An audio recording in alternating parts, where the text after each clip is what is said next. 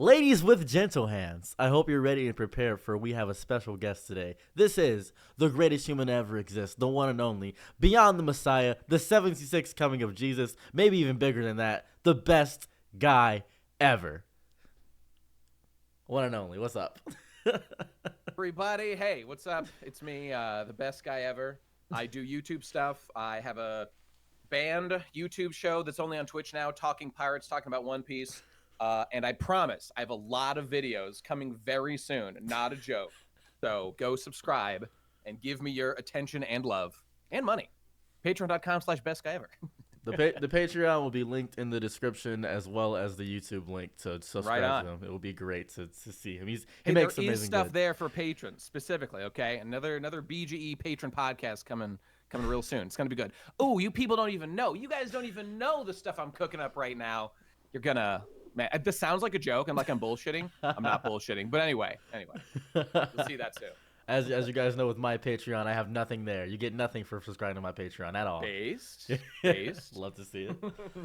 So the reason we are bringing the best guy ever on today is to talk about the state of anime and the world and things of that variety. Because I deeply feel that anime right now is in a fun place. It has become horrifically mainstream, and it has made my life so much worse and better at the same exact time. So I'm so glad we can agree on that point. It's multifaceted, but yeah, I mean, you summed it up right there. it feels as though, and let's just get from a start basis. What do you think the most like people started getting anime? Like, when did you start getting an anime? Yeah, it's obviously going to kind of depend on the era that people got into it, because obviously, I don't know, if you crunch the numbers, probably like most people that watch anime have done so relatively recently. But of course, there were waves. Like I came in on like the Toonami Adult Swim wave in like the early 2000s or like the late 90s or whatever that was. And so like for me, that was an entry point. That must have been a lot of people's gateway into getting into it. There's like some older people that were like buying VHSs like in the 80s and 90s and maybe even earlier than that. I mean, I don't know, but when like there was a big wave in Japan of some pretty cool stuff that was being made. But like if you're asking like when did most people get into it, it's gonna be like I think yeah, the best way to think about it is like with the waves. So like these days, there's a lot of people came in with like Naruto, Dragon Ball in general, obviously. There's a lot of like Demon Slayer people out there right now. And of course, these days, kind of much to my chagrin, is that there's a huge wave of like One Piece consumers. And this might be like the most sort of normie faction of them all, to my shame and sadness. But and they bring in all their shitty normal people opinions. Ooh, I hate them so much.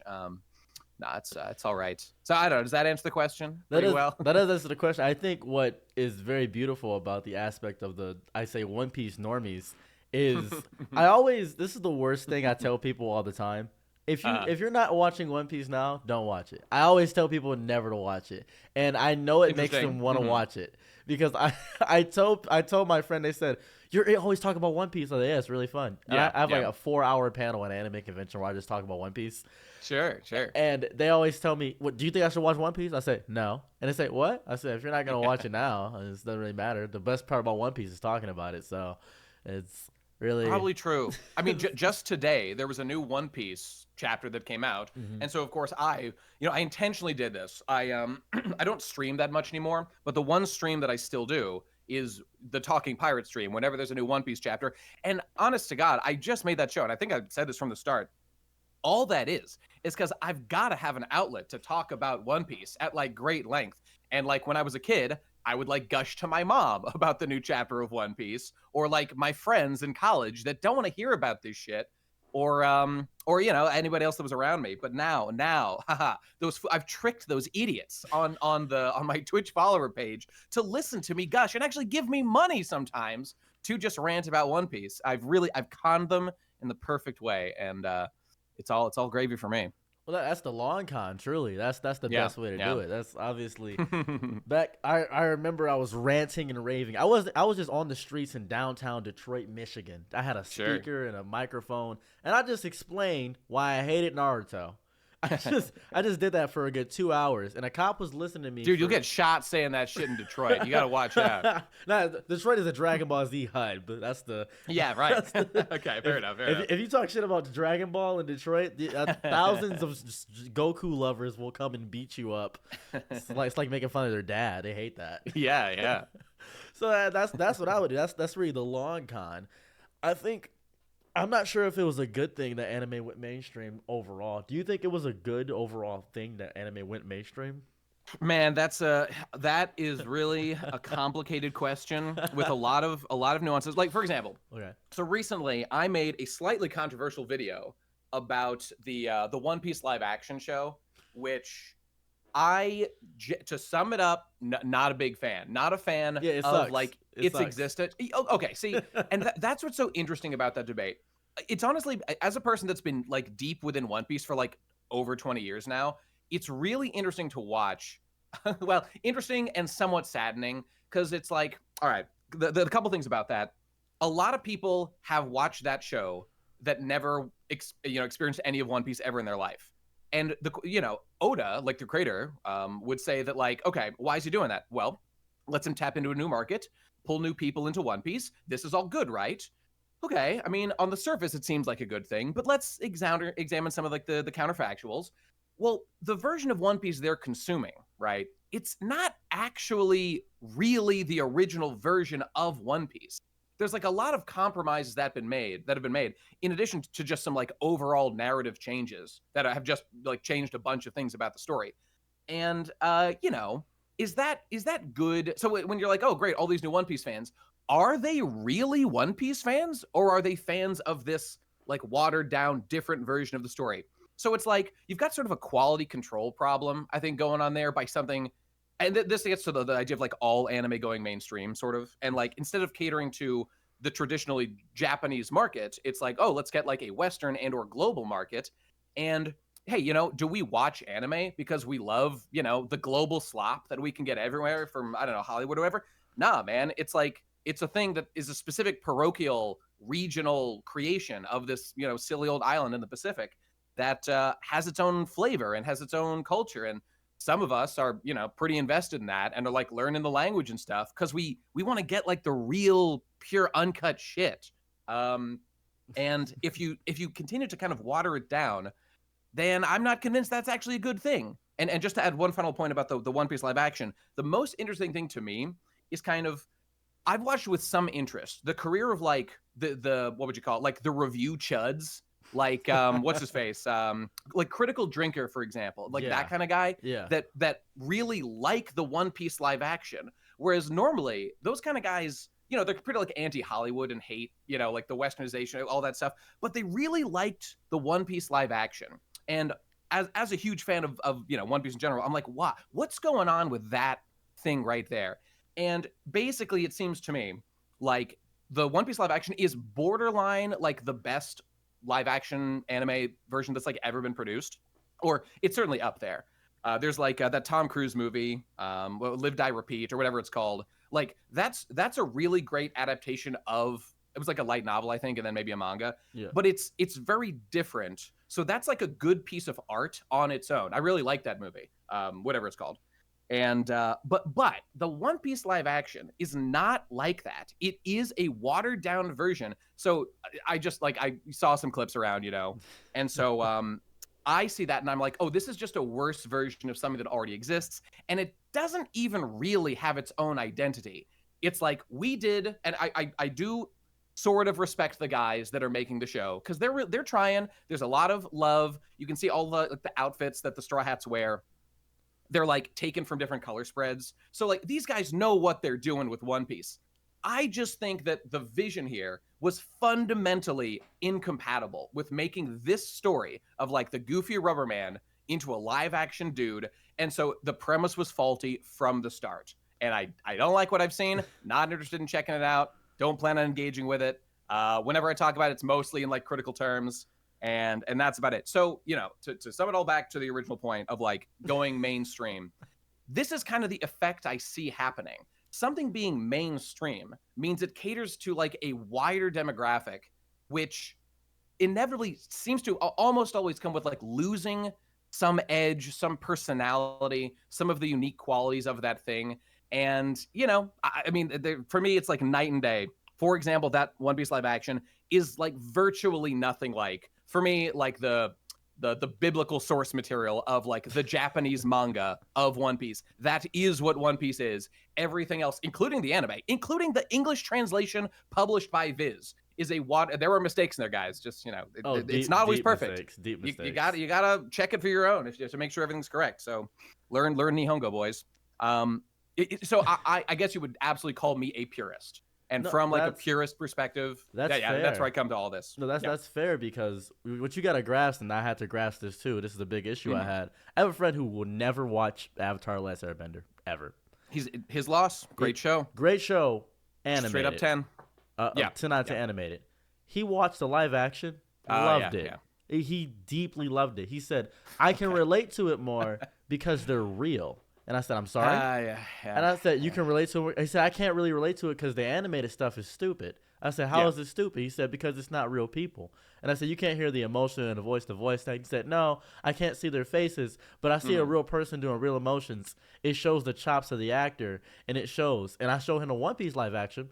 He loved it. As a matter of fact, he loved it so much that he almost considered reading the manga. And that that is amazing to me, because it's those people that the live actions are for. They're not for people like me who read Vagabond. I read Vinland Saga. I go out of my way to read great stories. I do that. I thought there was a Gurren Lagann manga. There's not. This is really not. There is one that's a high school spin-off, like alternate universe version of Gurren Lagann, but that's about it. I'm not gonna read that. It's not the same. But it comes to a point where that which was given up for the efficiency was often essential in the first place. Because that's a great way of putting it. Yeah. And to your point, it really does get to, I mean, this is about art at the end of the day. Yeah. And when people talk about, you hear this in like video game discussions and stuff, that well, how about just like the classic argument of like Dark Souls should have an easy mode, for example? And I can suspect your feelings on that. It does have an easy mode. Just level up. I don't know what to tell you. Yeah, I was gonna say do a sorcery build. Just do that. Easy. Yeah. Use Wrath of the Gods. Easy mode found.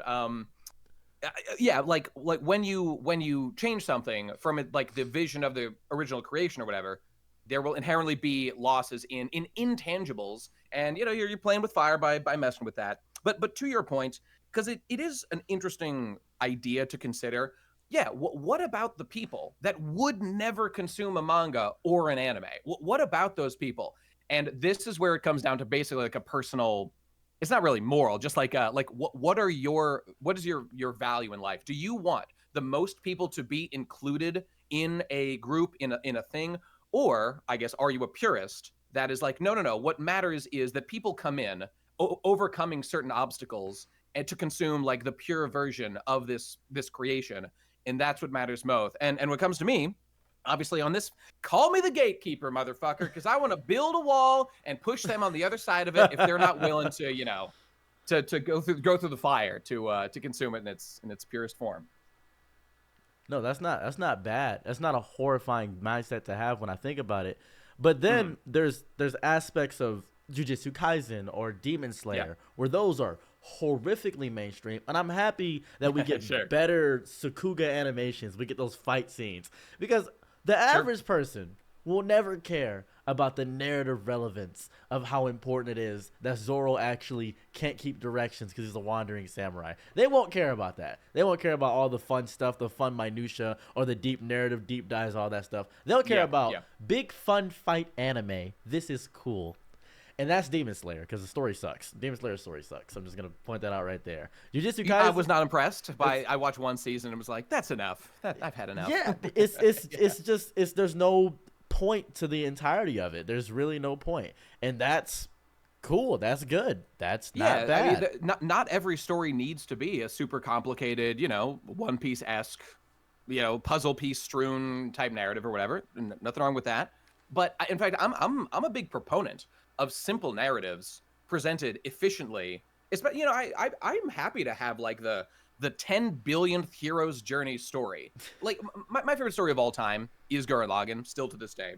And when I think about it, like, did Gurren Lagann come up with anything so original in terms of the core structure of the narrative. I really don't think that it did. I think that it took like ancient historical heroes journey narratives and like the compatibility of like a man and a woman building a future together and like the inherent tragedy of losing people that are important to you, and obviously the balancing act of the drive humans have toward freedom and creative destruction versus rigidity and rules and structure. And obviously I'm a big fan of how those harmonized in that show.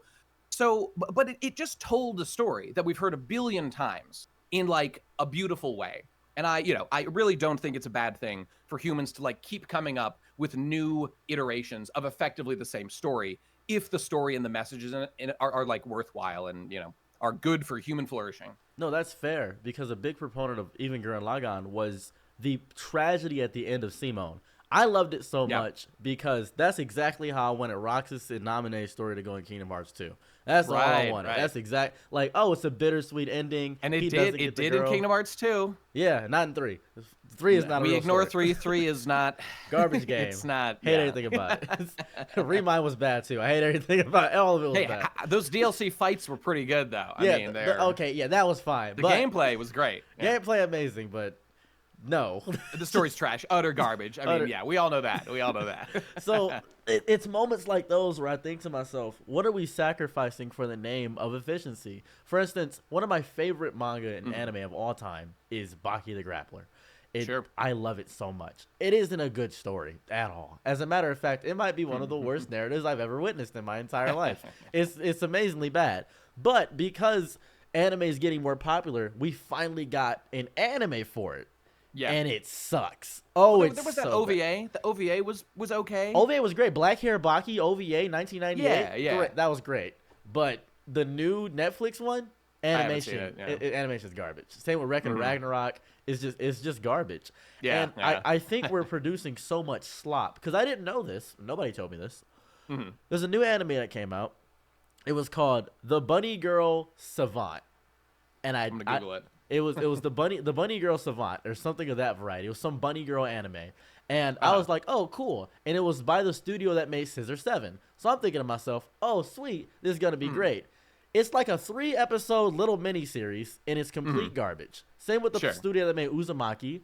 Yeah. Uzumaki. I mean, that was a travesty. Everybody was fucking pissed off about what they sucks. did. Oh Yeah. it's just they're producing so much slop because they think we're getting by the beauty of it, like just by the virtue of, oh, it's anime, so we'll watch it. No. Well, and there's even a slightly more pernicious aspect, which is sort of like the TikTokification of anime, where like if you produce one 30-second clip that looks flashy and cool. This is sort of what happened in Demon Slayer, I feel. There was that one moment in like the last episode with the blood explosion attack that what's his face did, and like that was all I ever, and you know what? It was enough for me to be like, all right, I'll check it out. And then I was like, oh god, the rest of this has like none of this shit. But it was all bad. That's how they get you. I hated it. I didn't appreciate it, and I think we're in the. This is gonna sound crazy considering I just said this. I think we're in the best era of anime. What was your favorite era of anime overall? I was thinking about this. So these days, I look back and I kind of have an overall, like, there's just different stuff I love from different eras.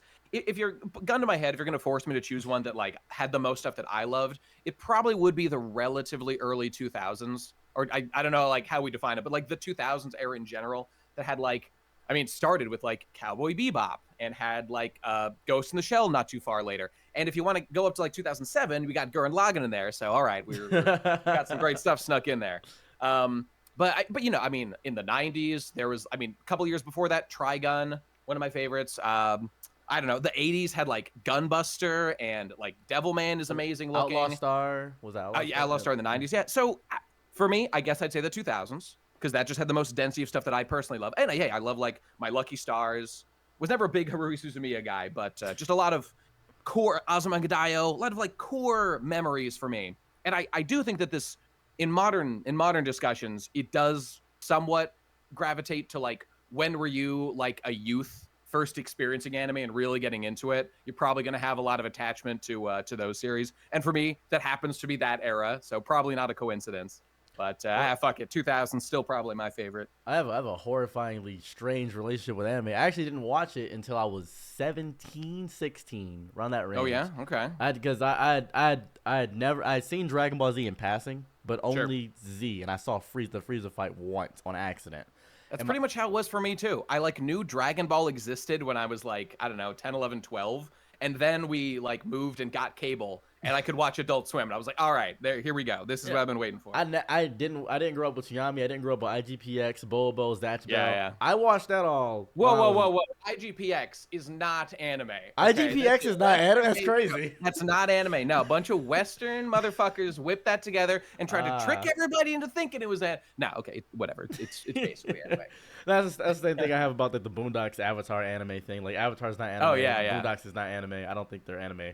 Hey, they're pretty close though. I get it. Oh yeah, they're really close, but it's not anime. They're not anime.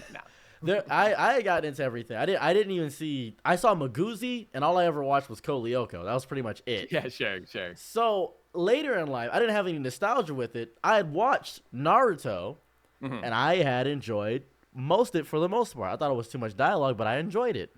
Sure. I understood people like Rock Lee. I watched Dragon Ball Z and didn't see Dragon Ball until like 5 years later. That's where I was at. So I had this strange kind of Cronenbergian episodic way of enjoying all anime because I consumed it all at once. I watched all of Trigun, all of Inuyasha, all of Cowboy Bebop, all of Crying Freeman, all of it all at once. I just watched it all in a bulk thing. And my initial opinion of it was, wow, none of it's the same. This is all different. There's no narrative. There's no like cohesion it looked that at way all. At the time. Yeah, it looked like everything was the exact same when I was not knowing about it, and then watching Fist of the North Star, Crying Freeman, Outlaw Star, and then watching Bleach. Bleach was horse girl anime to me. That's what I thought it was. That was my. Oh yeah. That was my thought. It was like Rosario X Vampire, Black Butler, Bleach. Oh I yeah, just right. assumed, because it was like back in the class drawing, that was like, yeah, I mess with you guys. You guys are cool. This is great. That's what I thought. That's my assumption. But then I discovered it's not horse girl anime. It's like black. It's a similar fancy kind of shonen thing going on. Because it's not popular, but it's very popular. It's a cult following. It's the goddamn the Capcom Devil May Cry 2 of anime. That's where it was at. Sure. That's where I was at. So I personally my favorite era anime is probably right now, sadly. Right, really? So you're talking like the current releases are your favorite in all of history? Yeah. Interesting. It's not even because of the ease of access of how to get to the anime. It's because of the discussion. I didn't have anybody to talk to it back then. There's nobody. Oh yeah, sure. When I was 10 years ago, couldn't talk about this that crazy. Yeah, I mean, I like I said before, I went through a similar kind of thing. Very few people were around for me to gush at, so I had to make my own little group to do so. You've cultivated a pretty nice following. It's pretty good. A little bit, yeah. So, we talked about narrative a lot. You're a big narrative guy. We can pretty much pick that up and put it down on the skillet. I think so. Do you think writing matters? Well, okay, that's like such a broad question. Does writing matter? I mean, like at all. I mean, this raises questions like, does Lucky Star have writing? I mean, it does. Does Nichijou have writing? I mean, yeah, it has writing. Okay, let me phrase it better. Do you think it matters that a story has a deep, cohesive narrative? Like, let's say my least favorite anime. This is gonna probably shock you, maybe. Neon Genesis Evangelion. I hate it so much. Okay, interesting. And people have told me that I don't understand it. And I said, I know exactly what the Human Instrumentality Project is. I know everything about the show. Actually, as a matter of fact, I made a 3-hour video one time about Neon Genesis, and then I took it down because it got really big. Were you getting too much hate for that one? They hated it. Because in the first hour, I explained the entire story, and people were commenting and saying, thank you for explaining the story because you actually made it make more sense because I didn't understand a lot of parts. And then the rest of the 2 hours of me just trashing it. That makes sense to me. So go ahead. What was the question here again? Do you think the deep writing matters? Do you think Do you think it matters to shows? Do you think it makes an anime better if it has better writing?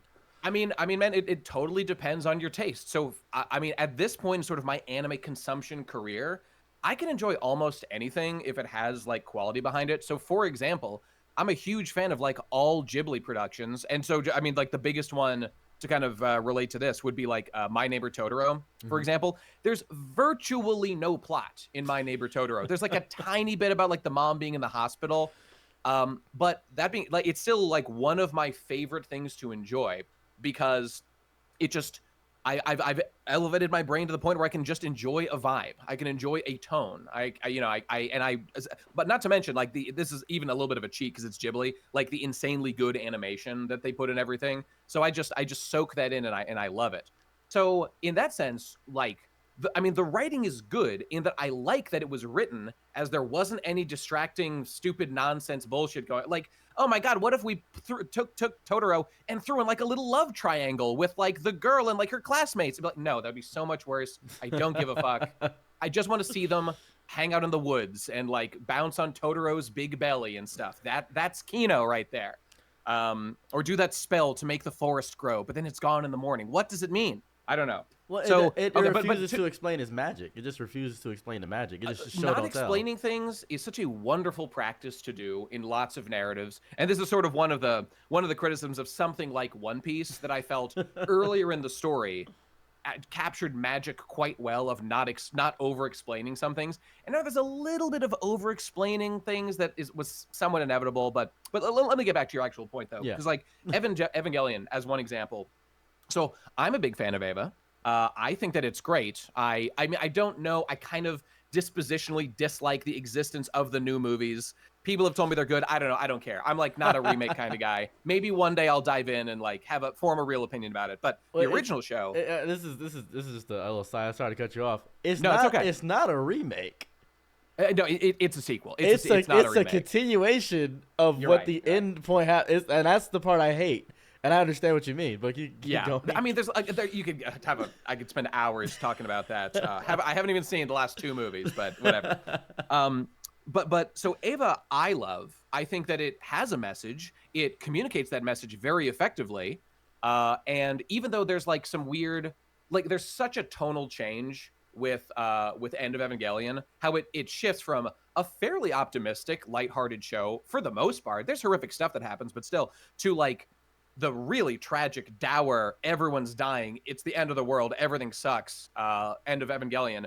Even though, not to get too deep into like analyzing Eva right now, but I think there's a bit of misunderstanding about it. Like, if you watch that movie with your brain on, I feel that like there is a hopeful message very clearly presented in even End of Evangelion, which is kind of why I'm so annoyed that Anno felt the need to like make a whole series explaining or like changing the ending because it was enough. Whatever. Not to get all that. Eva is beautiful and does give you a lot to think about. And this is my point about End of Eva. When you sort of learn more about like Anno's writing process and the mental state he was in when writing it, especially going into End of Eva, you get more out of it when you put more into it, when you're kind of learning about that stuff. And I've spent enough time talking with friends and, doing research for projects here and there to have a strong appreciation for that. In addition to the fact that I just really appreciate the overall narrative of Eva and the obvious production quality and how visionary it was and like shaped the whole, anime production scene. So there's a lot to respect and to just like about that. But is that necessary to make a good show? Absolutely not. Not even close. I don't know. Shows that I've loved recently that have virtually no plot, like Dragon Maid, virtually no plot, amazing production, some odd choices in the narrative here and there, but still overall very good. But I mean, Nichijou. Does Nichijou have complicated writing? Absolutely not. But it's just awesome. KyoAni are like the best at this, at just making a. Just fucking sit down, watch it. You do not have to think about shit, and you'll just enjoy it. But, this intersects with the community. I think it's all about taste. When you first start watching anime, there are so many people that hear that like Ghibli is great. Oh, I should watch Ghibli movies. I've never seen anime in my life. Let's watch this, and they'll watch Totoro or I don't know. Well, Kiki's Delivery Service has like more of an error. Whatever. Let's say Totoro. Yeah. They will say, "What the hell is this? What? Nothing happened in that movie. That sucked." I've heard this many times, and they have not developed a palate to enjoy that yet, and that's totally fine. And everybody has to learn about the medium that they're starting to consume now. But for a lot of people, I think easily accessible, sort of obvious narratives, not to criticize them, just, they're very straightforward, like your Demon Slayers, like your Narutos. One Piece is actually a little bit harder to get into, I think, than some of those, but, I mean, Bleach, pretty clear how that starts. Shonen slop for the most part. I watched like a little bit of, or I read a little bit of that Sakamoto assassin show, and it's like, okay, boom, chapter 1, you're in. You get the narrative. Guy's got to protect his family. Was an assassin. There's gonna be cool battles. Boom, you're in it. Great. Yeah. Aura farm the anime. It's just aura farming. It's aura. It's just. Yeah. Right. Very, very true. Very true. Very nice. So all that is to say, is like complicated, deep thematic writing necessary? Absolutely not. I like tons of things that are not deep like at all. But you could make a complicated argument if you wanted to, that like, it actually requires a pretty high like animation IQ to make something like Totoro that deliberately avoids the pitfalls of sticking in. Like it takes an impressive will to not overcomplicate your narrative and keep it spacious so that people that have developed that taste can appreciate that about it, and you don't clutter it with nonsense. I respect that skill immensely, and Ghibli and KyoAni are pretty good at that. There was somebody I was talking to recently because my friend invited me to a power scaling server, which is my least favorite thing on the planet. I hate them so much. Yeah. And they were talking about Dragon Ball Z. It was just all Dragon Ball Z speak. Yeah, and that's the one. That's the one. Somebody has said Dragon Ball Z has no narrative through line, and I like being contrarian for the sake of it. I thought it was fun. Yeah. So I said, yeah, actually it does, because Goku, it's actually the tale of Goku in the first part of the Frieza saga. Then he becomes the mentor after that. And I just explained the entirety of why Dragon Ball Z was so narratively important. And they said, oh, and I said, yeah, and Goku is the savior of the half-breeds and the humans, because he's the true passer of the torch. That's important, because Cell was all of Goku's trauma. That's what it was. He's the Red Ribbon Army. He's the culmination of all of his enemies, and Goku beat a full-powered, even stronger Cell to prove he's a true protector of the Earth. Sure. And then Buu Saga ruined that. And they were I was just gonna say, how do you rationalize the Buu Saga? I know. This? But yeah, I know. It sucks. He's just back, baby. He's just the main character again. Great. Boom. It's all about Vegeta. Honestly, the Buu Saga is all about Vegeta, the actual best character.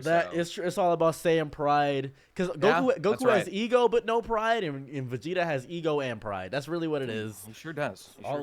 So I was explaining that, and they said, "Wow, you should talk about this more." And I said, "No, because because I just made that bullshit up off the top of my head. Yeah, it doesn't matter." Akira or Toriyama was not thinking about that shit when he was writing it. No. He would admit it. He said it a million times. People say this to me all the time. They say, "Oh, you think Akira Toriyama was amazing?" Akira Toriyama? I mean, yeah. I think he was a great fight paneler. I think he was great at making character designs. I think he can't write himself out of a hole in story-wise. They said, what? He can't do time travel. He should stop that. He should have gave up on that. No, I mean, obviously not. He's horrible with everything. Hey, although he did help him with Chrono Trigger, which is actually, there's a lot of problems with Chrono Trigger's logic too, but still, he's got some time travel cred through association. Some time travel cred. So, yeah. That's like being an editor on Full Metal Alchemist and saying, "Yeah, I know a little bit about alchemy." Like, okay. You know a little. You know, you're right. You do. Doesn't help. I was kind of having a conversation about this. Do you have an issue with Baby's first anime?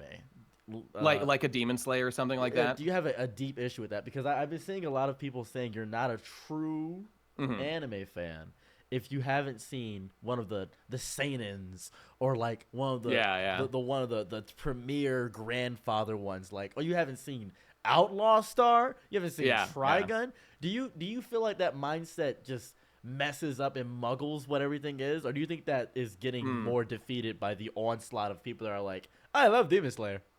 Well, you know, in my ancient old age now, I find myself. So first of all, I'm like no guy. I'm no scholar that's consumed like every anime out there. I'm just a guy that I do have an interest in it. I go out of my way to like watch ones that pique my interest. But like there are people that have watched like easily 10 times the stuff I've seen, if not more, who are sort of like the real scholars. I'm just a guy that loves anime and loves like certain narratives and really enjoys stewing in them. But my point is, I no longer feel much personal ego in like if other people are watching something and they're getting something out of it. I mean, Shonen Jump in general, like I'm an old ass man. Shonen Jump is made for like tweens and babies and like little kids, and I am lucky that One Piece, for example, still makes stuff that does appeal to me, even though I'm aged out of the demographic that's primarily aimed toward, at least to some degree. So I have no problem with like the existence of your Demon Slayers. I'm just not going to watch them personally because I don't give a shit about what's going on in them. But to those that want to see them, that's totally fine. And to this point of like, is this person a real anime fan? Are they not? I could not give less of a shit unless now here's the other side of the coin though. Mm-hmm. If someone comes to me, and this is kind of the thing I talk about like the most frequently publicly, so it's kind of defines my attitude, I feel. It's about One Piece, but it's when someone presents me with an absolute brainlet dog shit theory about One Piece that's just like so low IQ that if you did any research or just use like Occam's razor a tiny bit, you would know that that's retarded and you should never speak that in public. And it's like asserted, and people are like, whoa, that's such a good idea. That's when I actively do get kind of angry. And I'm like, I hate that people's brains are doing this about something that I am effectively an expert on. And not that I'm always right. I've been wrong about plenty of things before. But this is also sort of a dispositional thing. I hate seeing people getting all whipped up about really stupid theories. For example, I made a whole video about the two-piece situation that nobody even remembers anymore. But it was with that one line from Big Mom as she was defeated in Wano. And there was like a thing that like what the interpretation of the English translation we were presented with made people think like, whoa, One Piece is actually in like multiple places. It's got wow, who would? And it's like people really were talking about this. And it's like, okay, look, I don't know, maybe that's true, but based on this one fucking line by Big Mom offhandedly as she like explodes and dies, countering everything we've ever known about the series, this is in fact a dog shit theory that you should feel embarrassed to even consider for more than a moment. And so in that sense, I hate stupid theories and stupid people coming in and talking in an expert fashion about the things that I am deeply passionate about. That rubs me wrong quite a bit. But as always, it's not even really the source material's fault. By the way, like in Japanese, that was much less implied. And this, I'm going on a rant now, but it's like No, people's misunderstanding of that what they're reading is a copy of a copy of a copy, is an English translation of something. And that should be foremost in your mind. This is what I've learned after decades of consuming the shit like weekly.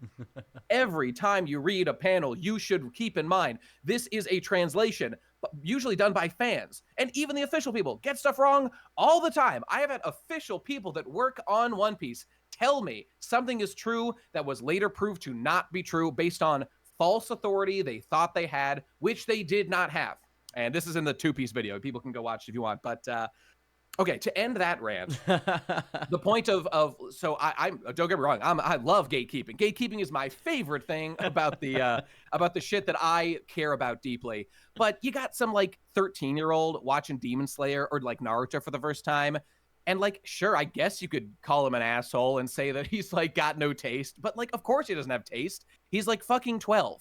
Let him like watch some shows and figure it out. And I mean, it's like objectively true. He doesn't have like a refined palette of anime, I guess. A refined palette. I love it. Yeah, I love you're talking about like a Michelin star taste of anime.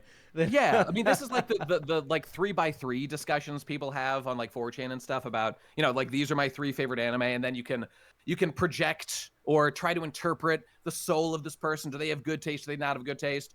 Kind of like power scaling. People love to have those debates. Oh, that's cool. Hate that. I don't really get a lot of that myself anymore. Don't really get a lot out of those discussions because I'm pretty much I've settled into knowing who I am and like what I like, and I'm not even trying to talk down to people. If you love arguing about shit, go for it, man. I'm not going to stop you. But I think the bigger issue is that people get too passionate. I think the deep passion about it is to where the point where it turns into outside of power scaling. It turns into actual personal insults about the person. Sure. And that's the biggest issue I have, because I used to care about this stuff. I used to be saying like, oh yeah, I would love to get into these things and talk to them and have a veritable conversation about this. But it gets so volatile, and they start berating people, and it gets this vitriolic, just talking about Goku could destroy the multiverse 70 times over. He's actually outer versal, and Naruto is technically moon level. And the fact that I'm like, I don't care about this. I have a wife. Like, there's so many. Yeah, right, right. Like, I just want to have a fun conversation discussing how strong they could potentially be, not arguing could Saitama potentially flip reality. I don't care about. This is ridiculous. This is so much work. And again, if people love doing that, I mean this is partially just like what the internet does to all discussions. Basically, it makes everybody shit talk all the time, and wanna, you can pull evidence like, look at this, that one Saitama panel that Miura drew of when him and fucking Goro are fighting, and like his power level is going exponential right now. It's crazy. Oh, He could explode the universe. I don't know. Can I get a fact check on that one? I don't know if that's actually true or not. He sneezed Jupiter away. Did you see that? He sneezed Jupiter away. Pretty good. Whoa. He punched back and he did a zero punch. I'm like, yeah, that's cool. It was cool. To be fair, things like that. I mean, because Saitama and One Punch Man are like designed to be like the old Power Man comic. It's sort of designed to be something that you like power scale and argue about. So I'd say you're kind of doing what the series invites you to do by doing that with that series in particular. But like, you got imagine getting your ego involved in like who's stronger, Sasuke or Zoro. Like, who would win in a fight? I mean, holy shit, man. They will because they grew up with the series. So now they got to prove that Zoro has no manipulation. He has no ability to stop reality manipulation, and Sasuke can do reality manipulation. He sure can. Obviously, I've never seen Zoro fight anybody that has space-time capabilities. I mean, okay, objectively, Sasuke sweeps. Obviously, that's true. Okay, so let's fight about that, man. In the comments, let's go. Who's they don't want to talk about who's written better. Obviously, Sasuke, it's all about the writing. is it right? Sasuke's got a lot more to him than Zoro. I mean, that's for sure. It's objective, but at the same time, that's not the purpose of the show. Because no, but what is it? What do we mean by good character? No, because Sasuke's like a bad guy, and Zoro's like a good guy, loyal to his captain. So he's actually a better character. Loyalty, a ride or die, right there. That's my ride or die. I don't grasp it. I don't get it anymore. And I feel like the older I get... We're getting old, man. We're getting old. Yeah, I just don't want to. And that leads me to my next point of fan service. Oh, yeah, yeah. I am legally not allowed to enjoy fan service ever again. I feel like I can't. All the high schoolers and anime and stuff that... rubbing people a certain type of way. I want to watch My Hero Academia really bad. I've been wanting to watch it. I stopped... I think when he broke his finger. I think that's where I stopped. No. I stopped when that Fallout character joined. There's a Fallout-looking character. He has, like, Fallout eyes. He can phase through things. He's a glitch character. Whatever he does. Oh, my man, Lemillion. The best character in the story, basically. Genuinely, best. I love him. He was butt naked beating up people, and I was like, that's amazing. A hero. He's so sick. So sick. Greatest character. His ability is to be a Bethesda character where he can glitch through walls, and I love that. Yeah, you're right. So he pops out really fast. He does glitch skips. That's cool. So I'm saying to myself, wow, that's a great character. He's cool. And I'm trying to enjoy the show, but then there's like 16-year-old breasts, and everybody's like, are you watching a 16-year-old's nipples, areolas? I'm like, listen, bro, it's 2D. I don't care about the age of them. I'm just trying to. Yeah. Well, you should only like Mount Lady.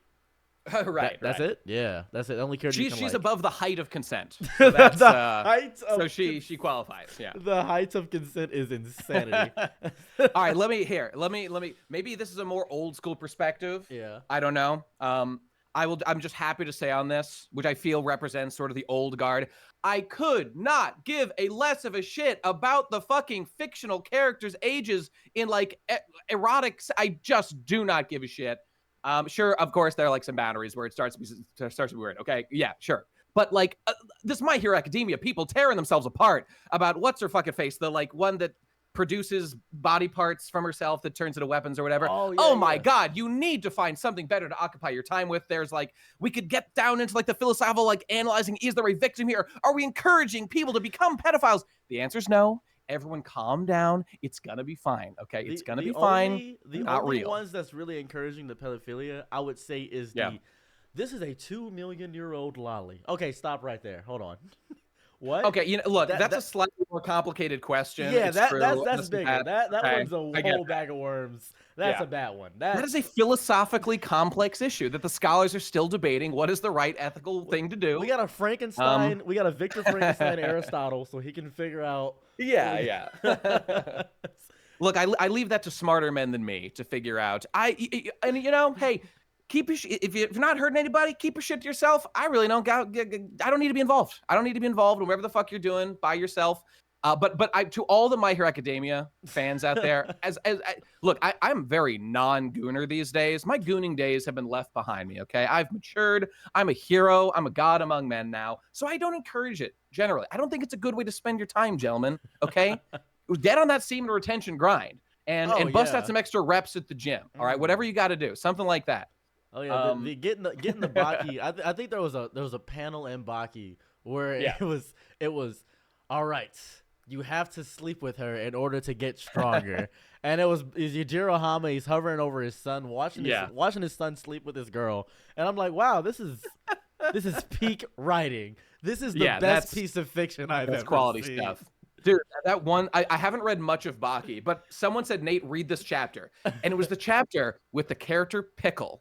Can you guess which chapter it was? News reporter. That was an insane moment in the story. But you break it down, you're like, you know what? Peak. You know what? Peak. It was kind of peak. Like, this man's from like 1 billion years ago. He's just an animal. What are you going to do, man? What are you going to do? Shouldn't have gotten so close to a wild fucking animal, I guess. That was there was another panel, Yujiro Hama. He's literally talking about, like, he views everybody as a woman. That's like his entire. He has so much testosterone. He views everybody as a woman. he's like a super male. He's like got so much more than everybody else. No one can. Yeah, right. Literally that. That is the actual plot. And everybody is like, and there's an old man. And Yujiro's like, I will literally SA you. And the old man's like, oh my God, really? He's like excited about the prospect of Yujiro. Wait, the old man is? Yeah, he's excited. Oh, man. And then afterwards, you're talking about him. He's just like, and Chuck Norris is in the manga.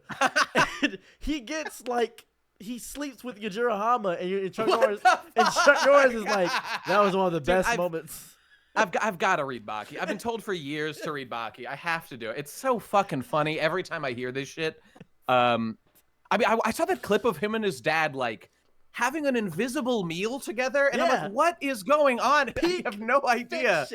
Peak fiction. Nothing is better than that moment. That is peak. It was pretty good. It was pretty good. For a scene where I have no idea what's happening, I liked it quite a bit.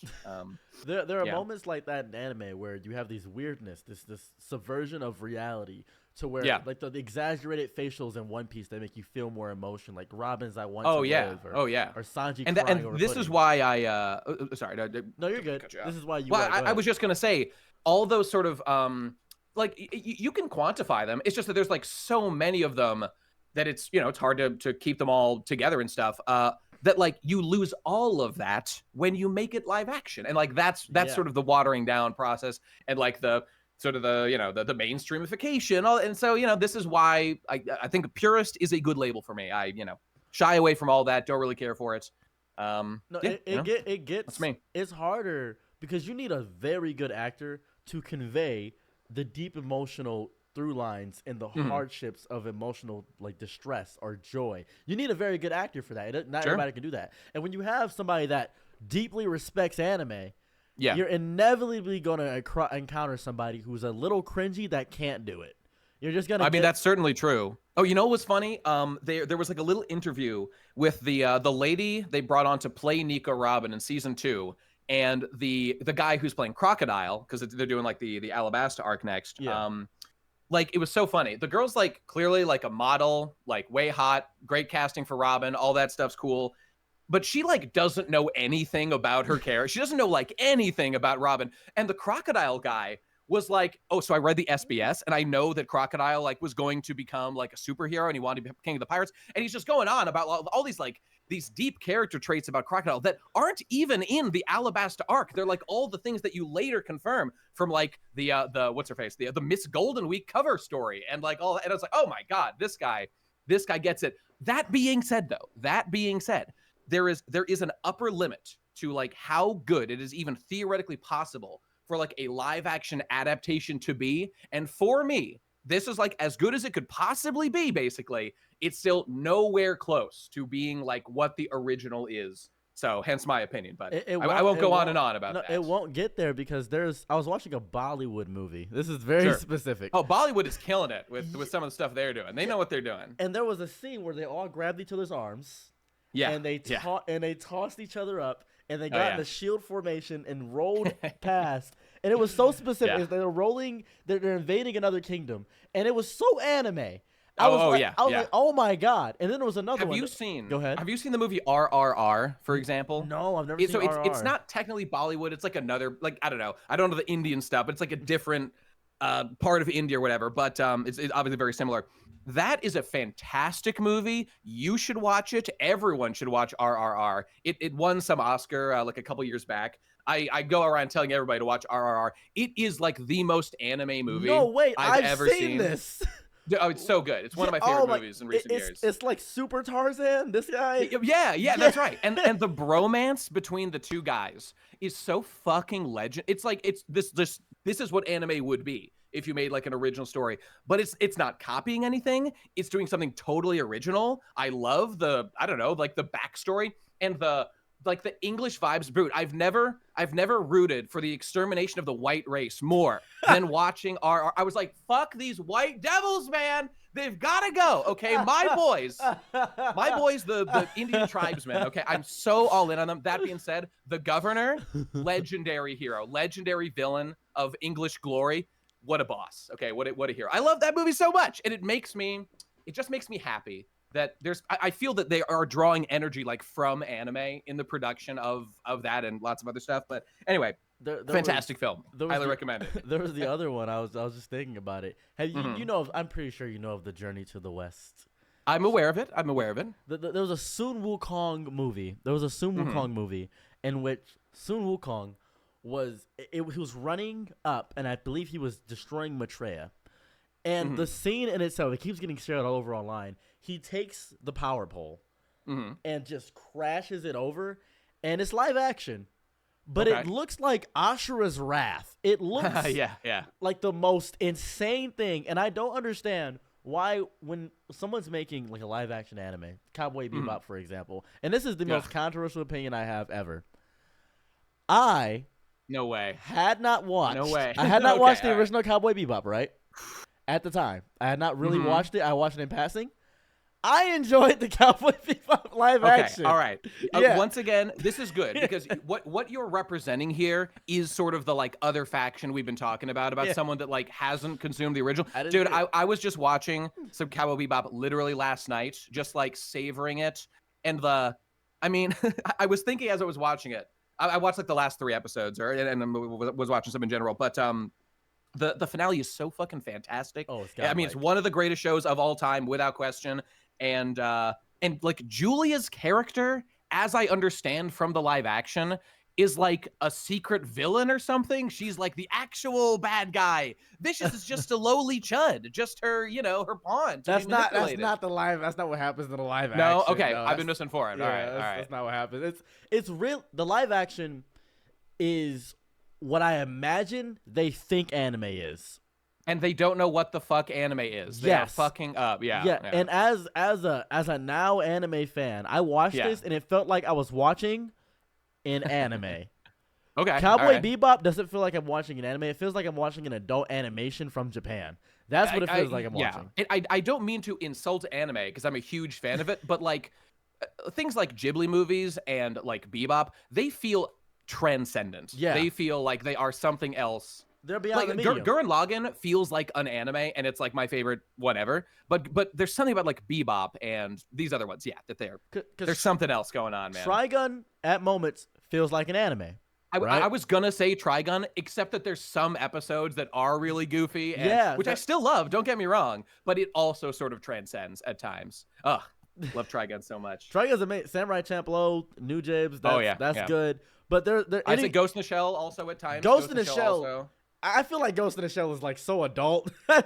Yeah. So, because I watched it 7 times and I had to write out what the hell was going on. It feels like I'm reading.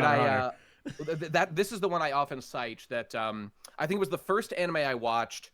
I don't even know when this was, but I cite it as like before I grew a brain, and then I did grow a brain. I became like an adult-brained person, and I watched Ghost in the Shell. Then I was like, oh my, there is so much going on here that I did not even realize was here originally. I thought there was just a silly cyborg lady fighting people and hacking their brains. No, there's like Oh my God. I There's mean, lore it's just here. amazing. There's deep lore. There's narrative Deep through lore. lines. It matters. Yep. That's the beautiful thing, because I feel like people are missing out on a large part of narratives because they refuse to accept the Mhm. medium for what it is. They just don't Yeah. want to Yeah. be a part of what the experience is, and I don't blame them because Mhm. of the hard entry points of, let's say, I told Yeah. somebody to watch something, and I just got done seeing Funny Valentine and JoJo Part 7. So Sure. my thought process is, you should watch JoJo's. If JoJo's is your first Right. anime, Right. there's a high chance you're gonna hate anime. There's like a very high chance. It's like Gurren Lagann is my favorite, but I wouldn't really want it to be someone's first anime because you kind of got to get used to some anime tropes in order to appreciate it. And so, like for example, just like like Yoko's tits popping out, that I will defend the narrative inclusion of that to the day I die because it totally makes sense. Yeah, I'm because not it's joking even a little bit. It's from Simon's perspective. It's from a little kid's perspective. That's why. That's exactly right. That's exactly right. But that being said, I watched it with some adult men in college, like my buddies, and they were rolling their eyes. And I was like, okay, this is not hitting its mark exactly with my boys. So clearly, we need to be on the same page a little bit more. So, that happens a lot with like anime enjoyment in general. And thankfully, my dad is a big gooner. Like, that's really why. Fantastic. He showed me Crying Freeman. He said, watch this. And I was like, okay, I guess. They gave me a VHS of Crying Freeman. And I said, all right, I'll watch this in the hospital, see what's going on. Sure. I don't know if you've ever seen Crying Freeman. No, I don't know that one. I'm going to Google it right now. It is so Fist of the North Star coded. Every time he kills somebody, he sheds tears, and he like sleeps with like busty women and doesn't care about them because he doesn't want them to be a part of his life, his deep interconnected personal gobbledygook. It's so specific. It looks good.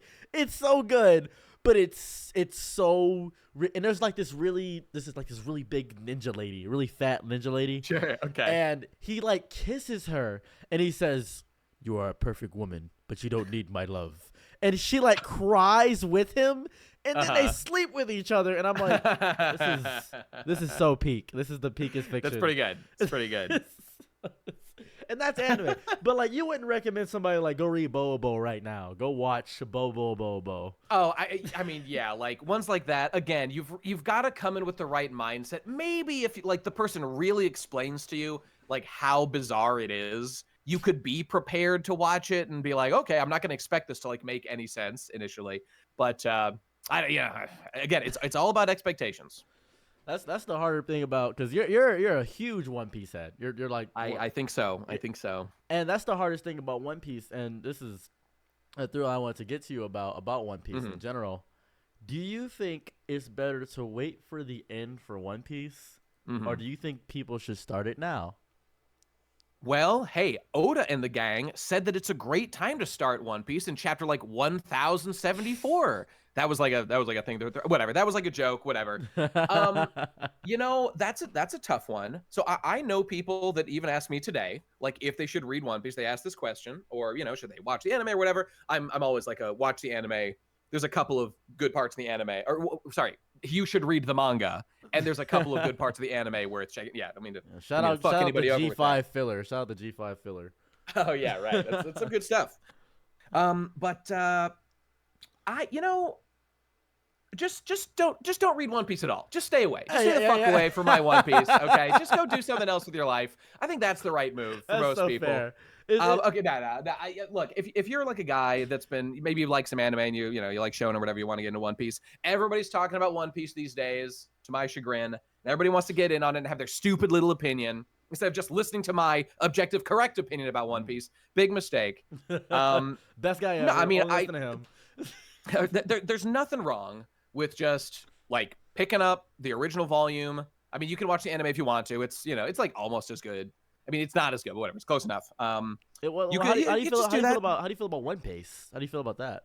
Oh, so I know the guys that run One Piece, and I'm a big fan of theirs. So I have never actually watched it myself. Oh, but in like my 2-piece series, I talked to those guys and like did an interview with them and sort of got in their heads about like the philosophy behind it. So it's a great concept, and I know a lot of people that watch the anime do use One Piece to, there is a lot of fucking filler in the anime, so it is very helpful. Even though my boy Shabes would weep if he heard me saying that. He'd be like, no, it's all great. Don't skip any of it. Sorry, Shabes. But I think it's a great project.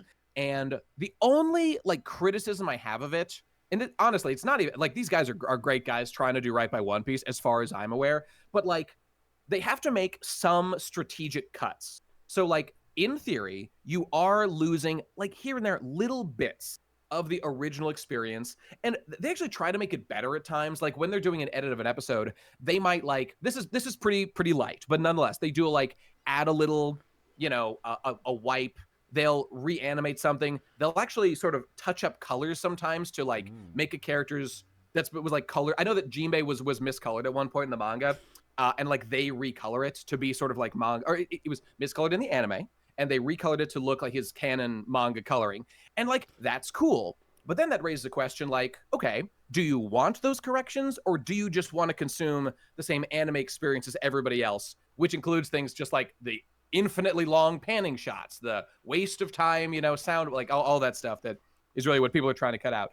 Once again, it's kind of about what you want to get out of it, but overall, it seems like a pretty brilliant project. I would probably recommend it to most people, even though I have not consumed it myself. A lot of people seem to like it, so I don't know. People seem to get a lot out of it. It seems like a good thing. The guys that run it seem like good dudes to me. So there you go. That's my opinion. That's fair. That's so understandable. I remember, and specifically with the recolorings, I remember everybody was so mad about everybody's so mad about Oda's coloring all the time. They never liked it. He makes some mistakes, I would say. Some stupid choices, in my humble opinion. Everybody said Katakuri should have had black hair. I remember this. I was there ground zero for this. I remember. Because Katakuri looks great. Katakuri is perfect in every way. I was down saying, why would he have black hair when the entire aesthetic of Big Mom is candy and colorful? Wow, that wouldn't make any sense. Yeah, it's peak. It's his like purplish hair is peak. It's fantastic. I believe his design represents his true personality. That's what I think. Because he's a goofball. He's a goober. I think he is a goober. But he hides it. He's buried it deep down because he's got to be the boy to his family and protect him and, you know, be the #1 golden child. Man, he's so. I dream about the great character that is Katakuri. He's so fabulous. Although, can I just give you my brief annoyance about Katakuri now? Go ahead. Maybe you expect this or you know what it is, but it's like, okay. So the whole arc of Katakuri is about he's forced to hide his true self. He has to do that and repress himself to be the pillar of his family because he was conditioned when he was young. Like, if you let people laugh at you, they'll take advantage of you. He's not going to let him do that. Okay, then he goes to this arc with Luffy, where Luffy represents, like, self-acceptance and, you know, belief in yourself and, I don't know, not letting people walk over you. Like Flampe, his sister, who was a member of his fan club, but the second she finds out what his face looks like and that he's kind of a goofy guy, she's all of a sudden like, you're the worst guy ever, fuck you, I'm going to ruin your reputation, all that bullshit. She's a piece of shit, obviously. Okay, but and at the end, I know that Luffy, you know, at the end of their fight, Luffy knows this guy was trying to cover his face, and so he puts his hat on him. There, lovely moment for Luffy. Great little brotherhood bond between these guys. Okay, however, in the scenes we have seen Katakuri since then, one cannot help but notice he is wearing his scarf once again to cover his face. Yeah. Now, it's okay. It's possible he's going through some changes, some ongoing evolution of like, you know, I want to accept myself more. Maybe one day I'll be ready to like share my face with everybody. But I guess not yet because he is still hiding his face and not showing anyone. Here, I'm going to defend this because do your best. I am a deep Katakuri lover. Okay, good. You have to understand that was between Luffy. That was between him and Luffy. He was showing his face because he respects Luffy can change you. Right. In the aspect of Luffy. Now, he didn't have that long of a time with Luffy. He had a small fight. Katakuri basically lost the fight on purpose, in my opinion. But that's just me. I agree. Yeah. So true. He let him win. But Katakuri can't get rid of... Because Katakuri's 50 years old. Like, he's like 50. I know. He's an old-ass man. He's not going to get rid of 50 years of trauma because of one rubber condom guy. He's not going to get rid of one Trojan man's not going to get rid of 50 years of trauma. It helped for sure because he fought with the mask off shamelessly. He smiled. He did something he would never do. He was taking hits he didn't even think were possible. Back shots out of this world. I love that. That is Katakuri was getting back shots from Monkey D. Luffy. Is this the point you're making right now? The back shots helped so much. Okay, hey, the problem is, I totally get where you're coming from, but then it's like, okay, then like some logical questions come to mind that like, okay, first of all, dude, Flampe saw his face. Yeah. She's gonna tell it. Wow. And not just her, but like a bunch of dudes. They so took like pictures. They the took secret's pictures. out. They took pictures. Now, okay, if you want to say that like those people were all like, okay, we were wrong. We're gonna keep the secret. Okay, you gotta tell us that that's happening narratively. You could have put one panel of Flampe at the end being like, I'm gonna keep a secret because he doesn't want it out. Okay, yeah, but then beyond that, okay, when you do okay, that, go on, when you do that, then Yeah. you have people that complain that are saying, "Oh, this is a waste of panel space. We don't need this exposition." Well, fuck Oda them, is man. huge. Fuck them. Oda is huge on letting you interpret things. He literally said we're gonna explain the lore of Duraflutes, and Vegapunk was like, "There are people believe in them hard enough and they exist." What does that mean? Who knows? Anyways, Yeah, I mean, you're right. You're right. He keeps it vague on purpose, which, by the way, I think is a smart writing, method. don't to explain the serve him magic. well. Don't do many. And Don't do many if he did Florians. box himself into corners, probably. So it's very wise to not do that. Okay, but okay. Last point on this because we don't have to talk about Katsura that much, Yeah. as much as I love him. It's just okay. I am forced to also at this point bring up the fact that Katakuri's face is like not even that fucking weird compared to most people in One Piece. Sure, it's a little weirder, a little bit. He's got like a big, fucking. I mean, we actually don't even know like why his mouth is like cut. Presumably, he ripped it from like eating or something too much. That's fine. Yeah. But like, I mean, I think of like Hachi, for example, so Hachi was a fish man, but in Shaboni Archipelago, he covered up his arms and his tattoo of the Sun Pirates so that he would just look like a normal human and no one would look twice at him. He, in my opinion, he objectively looks more fucked up than Katakuri's face does. He's an actual fish man that like isn't human, and like nobody looks twice at this guy. But Katakuri, he's just got like big fangs in his mouth. Like there's people with that going around in One Piece. You got to understand. You may not have. This is very specific because I Sure. did a script about this. This is very stupid. I don't write scripts for anything most of the time, but this is one thing I care about One Piece. Whole Cake Island is America. Mm-hmm. That is what it represents. And in America, while it has the guise of acceptance because every race is on Whole Cake Island, there is still deep discrimination throughout the entirety of Whole Cake and America. That is Whole Cake Island. So yes, everyone's accepted. There's every race. Big Mom wants to bring every race together because she wants a big happy family. That's why she wants a big family, because America is a big melting pot.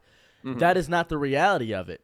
Same way America has nothing but dessert food, Whole Cake has nothing but dessert food. There's one big monarch despite the whole thing. Like there's different areas where different the cheese minister of that. Yeah. Those mayors, they don't mean nothing in the real world. Only person that matters is Big Mom, and she can take you out whenever she feels like it. You fear the big powerful government, which is Big Mom. And Katakuri, that's what it is. It's America. That's what it is. I would have loved, on that point, I would have loved to see the fallout in Whole Cake right now with Big Mom, at least AWOL and possibly dead. Listen, I might disagree with you on some of these conclusions, but I get the theory behind it. Yeah. And it's not an insane theory to me, because obviously there's an obvious degree of hypocrisy going on in Whole Cake between they're supposed to love everybody and be welcoming. Meanwhile, Katakuri feels he like has to keep this, all that shit. I totally get that.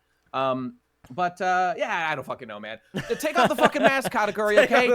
Conclude your character arc. Please, let's just see your face. I want to see that you've evolved, you've changed. When he pops back up in with Eminem in the final war, then we'll see the end of his character arc. That will be. I would love that. Eneru coming back will be so sick. It's got to happen now. Now that we're getting all this like Moon Skylord stuff shit, is over. It's got to happen. It's got to happen. It's peak. I've been waiting. Eneru stocks are rising so high right now. Man, I'm all in. I'm all in. One thing I'd like to, because we're talking for an hour 10 minutes at the current moment. Yeah. Here goes the big final point. This may go into a branching discussion as well. Okay. Anime has ruined the world. Anime's destroyed it. Anime's completely annihilated the entire universe. I think anime has destroyed the world. I think anime is the worst thing to happen, period, ever. Nothing good overall. The reason being is because now the people who were the nerdy people don't get as much credit nowadays. The forefathers don't get the love they deserve. And these new pretty people coming into anime, they're destroying it. They're messing it up. They're creating too much social justice. It's messing everything up. Everything's bad. Sure. Do you think anime has had a overall net positive or overall net negative in totality? some of the points that you're making there, I don't think are even like anime specific. So like, I don't know if I would blame anime, for example, of like everybody getting really preachy and virtue signaling in general. That's going to happen in like across the board Yeah. in a lot of ways, you Yeah. know. And you know, some of the ways are reasonable, others are a little more bullshit, and you know, aren't something that people need to be worried about like every moment of every day. But has anime made the world worse? Well, I'll say this. So one big point that I've sort of evolved on over the years is the goonerism inherent in anime is a real thing. There's no doubt about it. It's been there since the beginning. And you know, if you come into anime and you complain about that, well, what the fuck did you expect? Like it's like there's no justification in complaining. It's always been there. So you're the person that's choosing to immerse yourself in it.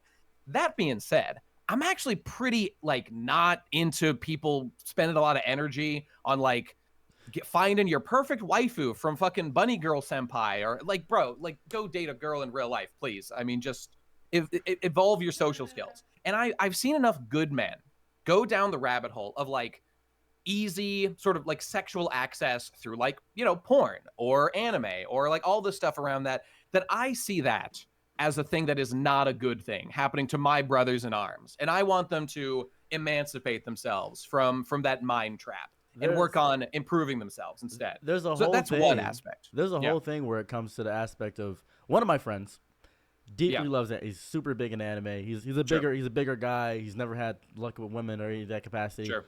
And he found a girl, just like a 10 out of California 10, just beautiful woman. Sure. He found a girl, right? And she is deeply into anime. He ruined that in 2 months because he didn't believe she liked anime. He ruined it. And I think that little through line where it ruins the mindset of people. It destroys the mindset of how people naturally consume regular interactions. I think that is the bigger detractor for me when it comes to how anime is ruining things. Yeah, I mean, it makes sense, and I you know, obviously I don't know this guy, so I can't speak to him personally. But just like in general, it does seem like you know, we got like tons of porn around, we got lots of like sexual content around, Yeah. and like what does that do? Excuse me, among other things, it makes it so that like, dude, this girl's like annoying me right now. Like I can just go jack off. I don't need this girl in my life right now. I got fucking I don't know who's the girl from My Hero Academia. I don't know.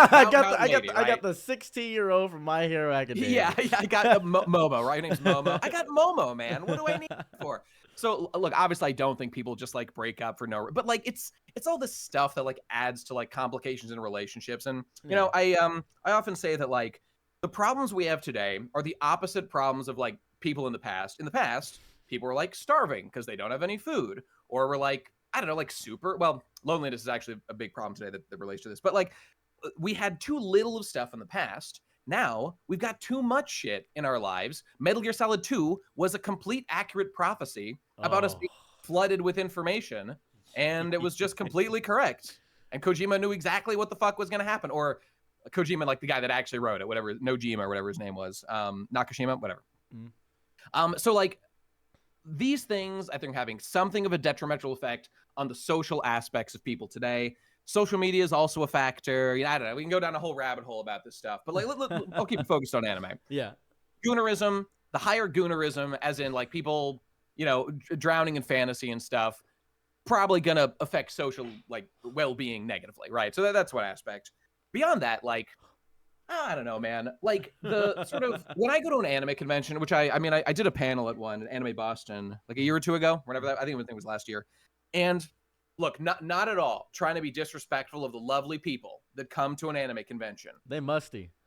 But there's a certain social aspect to it that I would say is an above average lack of in this community. You know what I mean? And so I'm forced to just conclude to make some sort of vague conclusions about that like I think. You know that back in the My Little Pony days, right? Which I was deep in. Okay, those were the man, take me back, Lord, take me Discord, back. Yeah. The there was this idea that like the bronydom attracted like a lot of autistic people, you know, with like the bright colors and the happy simple messages and that kind of stuff. And I think there's a lot of overlap with anime in that draws in people that are more attracted to simple messages. And yeah, me too, man. Me too. Obviously, I like a nice flashy, friendship saves the day with a big action blade slash, kind of shit you'll get in Bleach or Naruto or fucking One Piece or whatever. I enjoy it as much as everybody.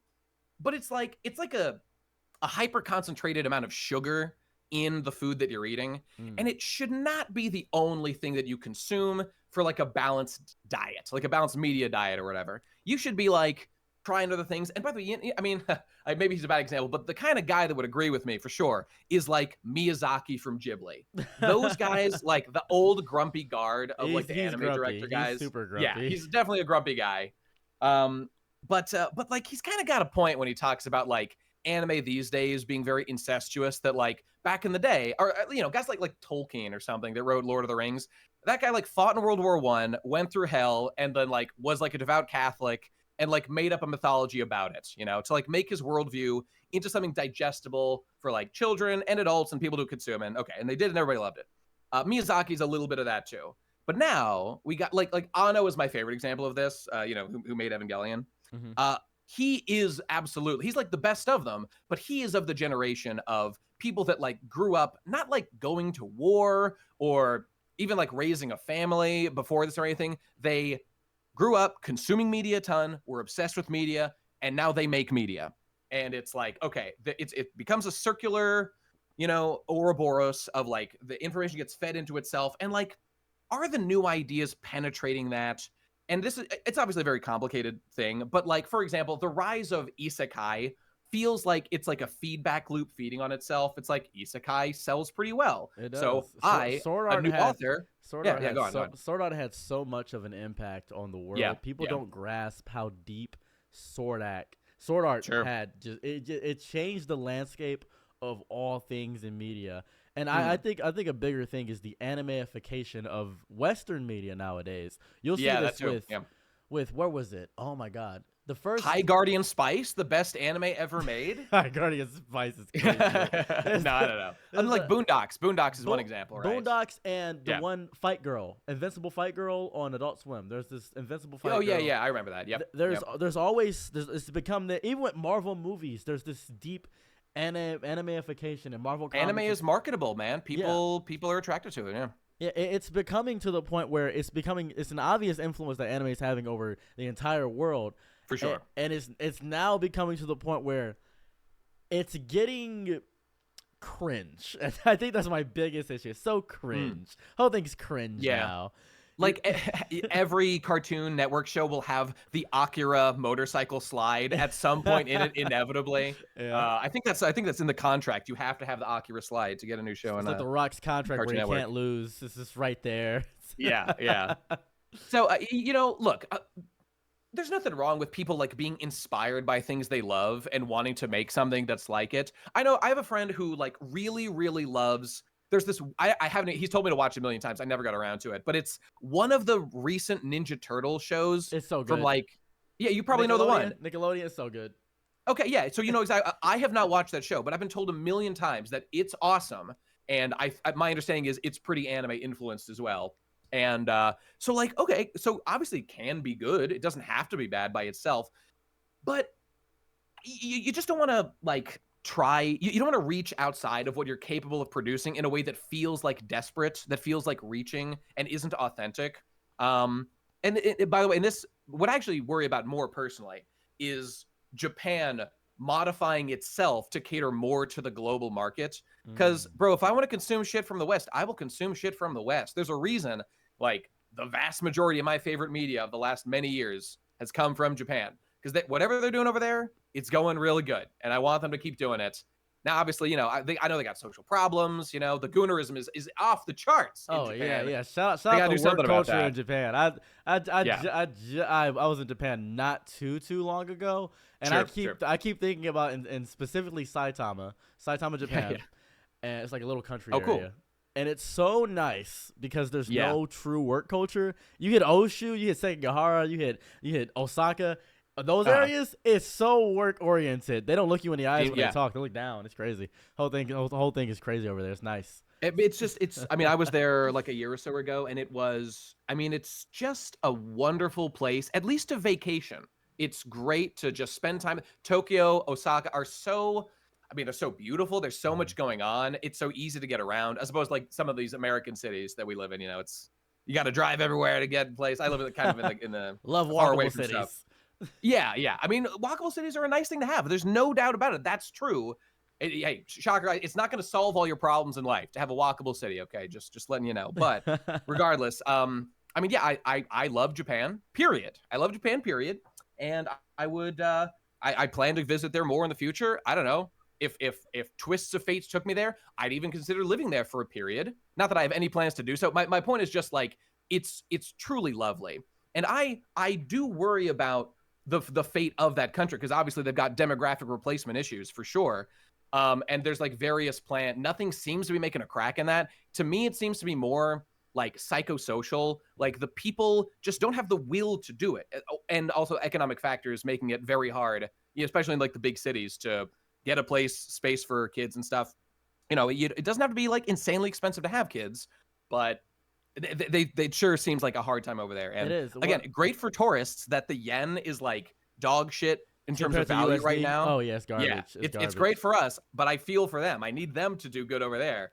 So that I mean, because some of the legendary productions of history in the anime field, like Gunbuster and like all the big Devilman, all the big OVAs in the 80s were made when there was just like a huge surplus of economic like Boom. whatever Boom. Just benefit. beautiful. They had so much money to just fucking throw around apparently in Japan because the economy is going great that we got great shit. We got great shit.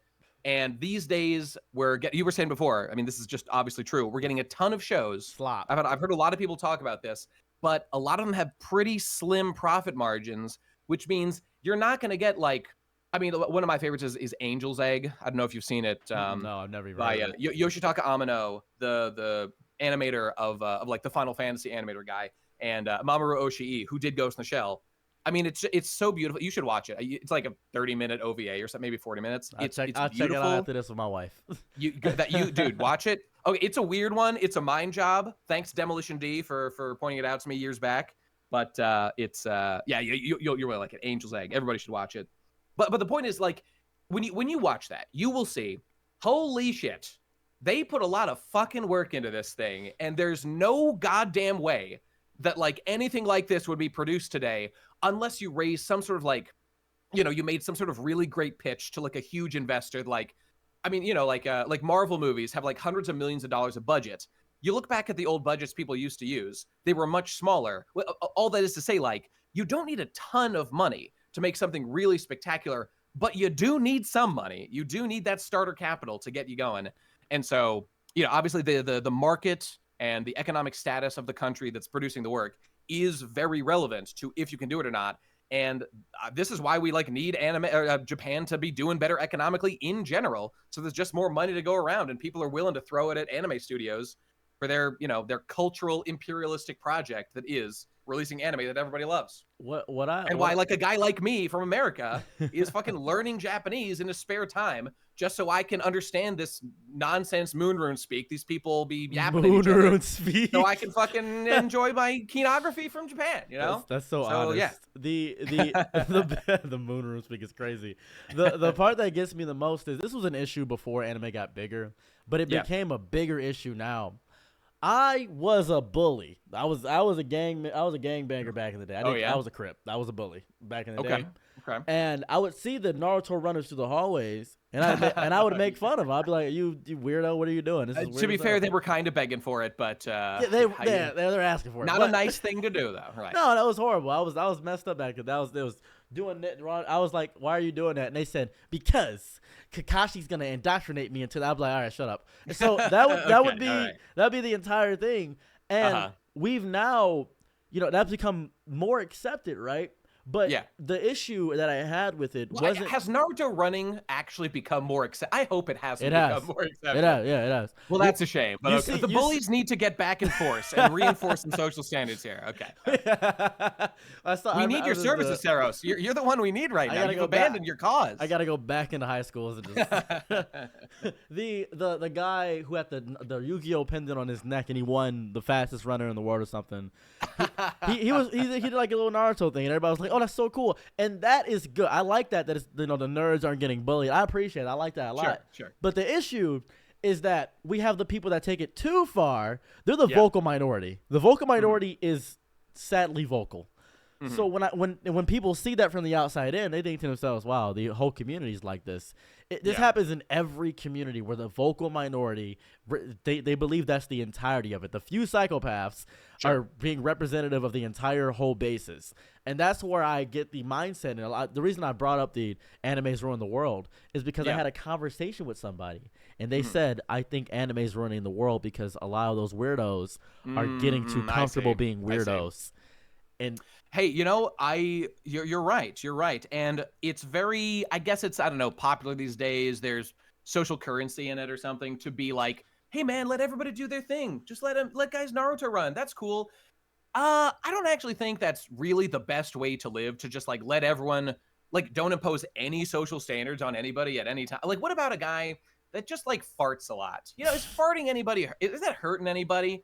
No, not really. It's like kind of gross, but that's a good social standard to enforce, that like that's rude and you shouldn't do it around people. That's yeah, a good thing. So like there's lots of things that are like that are just like kind of polite. And I would say it is kind of impolite to be like a weird like you're wearing your like your ahegao like anime girl face shirt out in public. You're like, I don't know, you're at your grandpa's funeral and you're like, "Grandpa, I loved you so much, but I'm wearing my best shirt here. This girl would love you. She would come seeing you in that grave just like she does when I log into my Pornhub account and search ASMR whispering goon sesh anime girl VTuber, whatever it is, something like that. What's my point? Oh yeah, standards are actually an okay thing. It's okay to have standards. I think that's actually fine. I think it's gonna get worse with the advent of the AI thing. Have you ever heard of Yeah. Neurosama?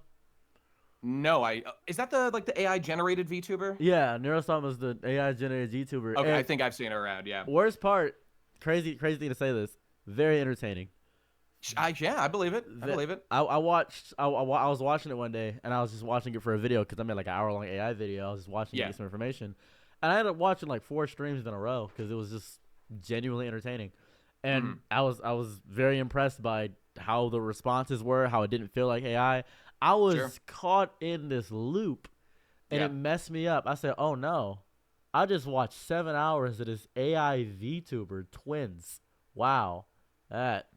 Okay, Dude, you know what? On this point, in terms of like, I think what you're really kind of getting at here is the question of like, not what should one necessarily be allowed to do, but like, what should one do? What is a good way to like spend your time? Like, yeah, you could wear your ahegao anime girl face to your grandpa's funeral. It's not illegal, but like, should you do that? Yeah, that's the question. And so, like, so for example, I kind of really hate.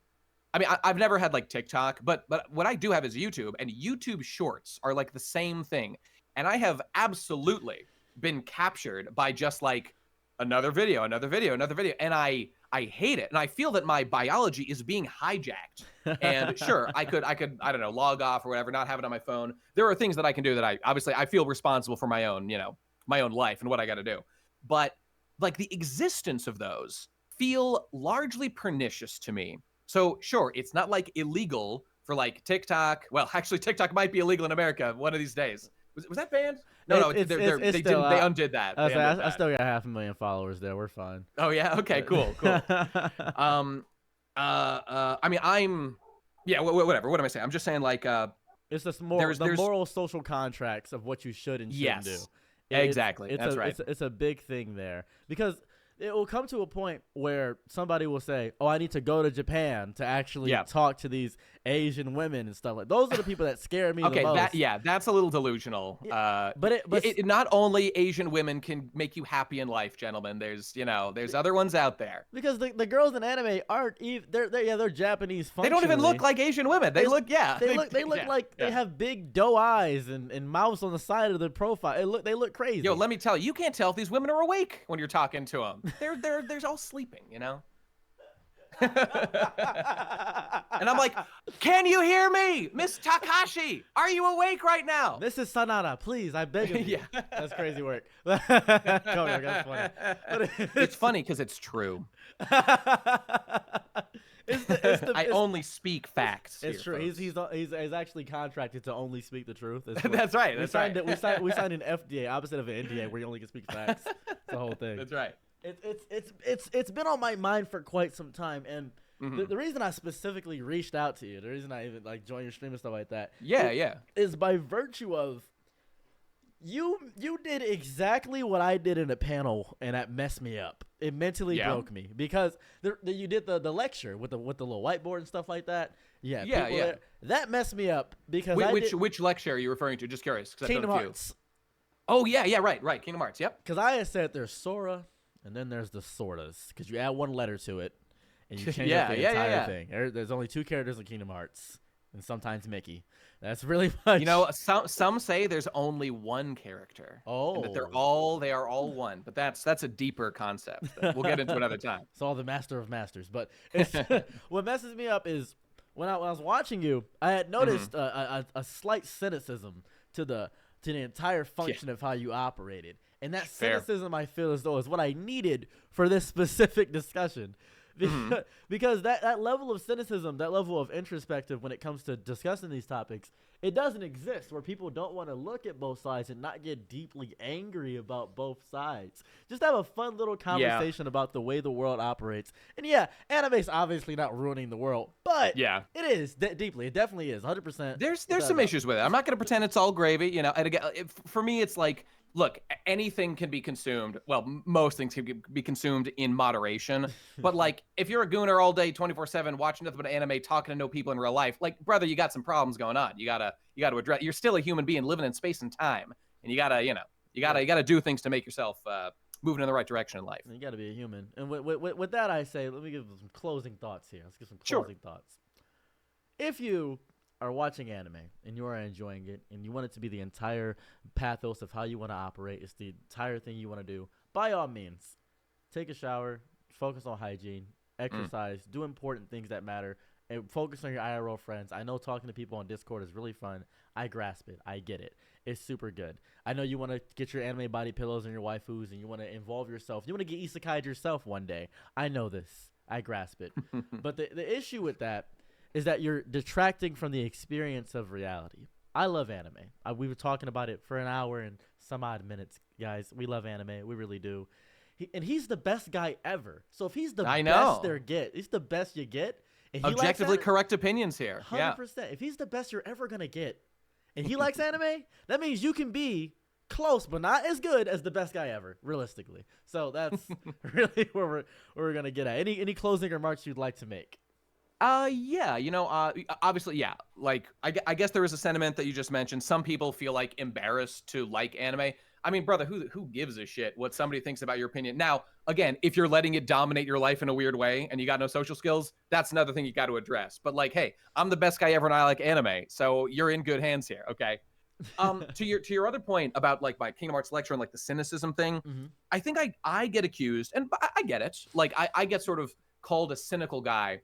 Because on this larger front, I made this video once called Mickle, which was silly acronym, whatever. It's on my channel. You can go watch it. And sort of the point that I was getting at in there is that there's this thing that I dispositionally kind of really hate, and it's this overly I call it hype culture. It's like an oversaturation of hype culture, and it makes people not really want to judge things for their own merits, but to enjoy just the social aspect of being like a part of a shared fandom.